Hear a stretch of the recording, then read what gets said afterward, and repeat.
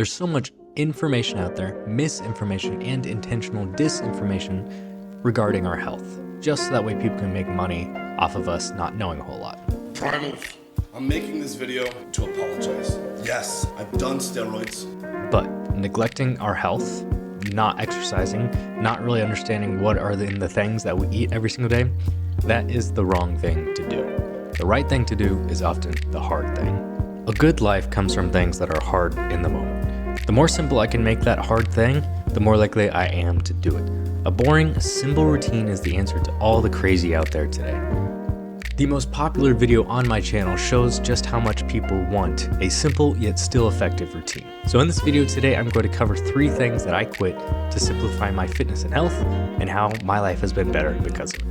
If you are new here, welcome. My name is Brandon. I've been really into running recently, but I like to make videos about health and fitness with more of a less is more approach, more of a minimalist approach to working out, nutrition, building habits, you name it. So if that's interesting to you, stick around.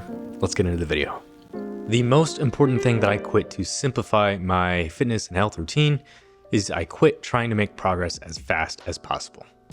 Ever since I started working out when I was around 14 years old, the hardest lesson that I've had to learn is that more is not always better. If you want to get stronger in the gym, lose more fat, be able to run a faster 5K, these things all just take time. And doing more work does not necessarily mean that you're going to get there twice as fast.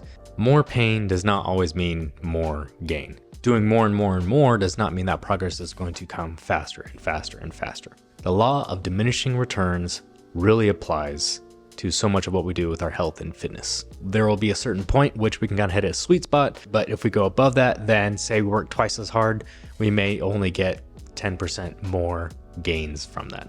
I really like to err on the side of things that less is more. So for instance, the most popular video on my channel, why I only work out 3 times a week, 3 workouts a week, 3 strength workouts a week.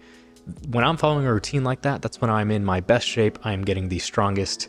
And when I do more workouts a week than that, I often feel more fatigued. I don't see as much progress and I'm not as consistent. When I chose to quit worrying about the most optimal exercises, the most optimal diet, trying to get progress as fast as possible, being perfect, when I quit that, I actually made more progress. I kind of just allowed things to come more naturally. I was more consistent. I enjoyed the work I was doing, and the work I was doing was higher quality. It's kind of a backwards law, but I felt less stressed. I felt more engaged with the work I was doing, and I actually found more progress by not worrying about being the best or being perfect. Ultimately, I now firmly believe health and fitness should enhance our lives, not get in the way of it. And I don't need to be a perfect, crazy, top world line bodybuilder. I just need to look fit, be strong, stay healthy. Don't worry about being perfect. Don't worry about trying to get progress as fast as possible. Nail the basics, be consistent, understand it takes time, so have some patience. The second thing that I quit to simplify my routine is following science like it's the Bible. Like I said in the intro, we live in an age where there is so much information out there. There's a lot of really good information out there. When you have recommendations like Andrew Huberman saying you shouldn't drink coffee first thing in the morning because your adenosine system isn't even working. You should actually just drink electrolytes only. I've been drinking coffee ever since I was young, and I just saw my dad doing it first thing in the morning. I really enjoy a cup of coffee first thing when I wake up. It's not like it's really causing anything negative in my life by having a cup of coffee first thing in the morning. Sure, is it more optimal to wait an hour and a half before I have that caffeine hit? Sure, but I enjoy it, and being able to have that every single morning is a great start to my day. It doesn't mean I need to quit that just because that's what science says. When it comes to the gym, we have different exercises that of course are going to be more optimal than others, but at the end of the day, when you find exercises and you find routines that you enjoy, you'll be more consistent with them.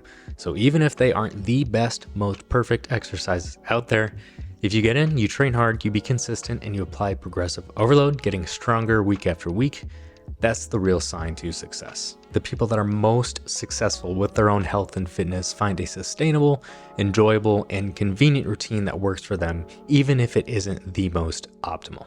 The third thing that I did to simplify my routines, my health, my fitness, my nutrition, is that I stopped following set recipes. I'm not counting workouts here, but if we're active 1 hour a day, say if I go on a walk, or the other days 3 days a week, I'm in the gym 1 hour a day, That's only 4% of our entire time in our entire week. The rest of the time, we're making decisions like with our nutrition and with our habits outside of the gym that have such a big impact on our overall health and fitness.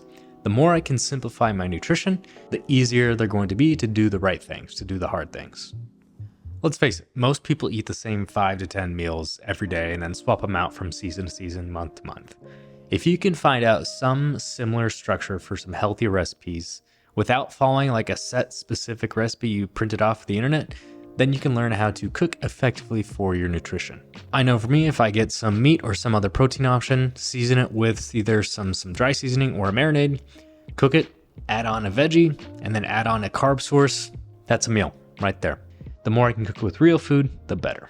The two most important things in day-to-day for me are going to be one, my protein intake, making sure it is 0.8 grams of protein per pound of body weight. So if I weigh 160 pounds, I get at least 128 grams of protein. Beyond that, I don't necessarily need more than that. So then I fill it up with other options that keep me full, keep me feeling good. Because again, a simple, boring, consistent routine is an effective routine. Nutrition really does come down to some very simple rules. Eat until you're about an 8 out of 10 fullness. Make that food as real food as possible. Cook your own meals.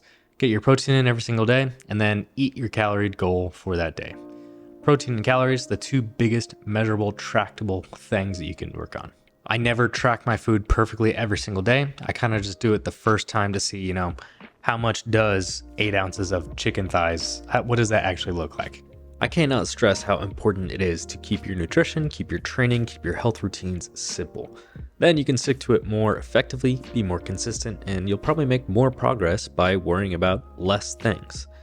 If you want to find out more and get more daily reminders, no BS advice, you can sign up for my email that I send out some quick blurbs, quick ideas that I've been thinking about, things I've been working with my clients in person as a personal trainer. Otherwise, stay tuned for more videos to come, and you'll see me in the next one.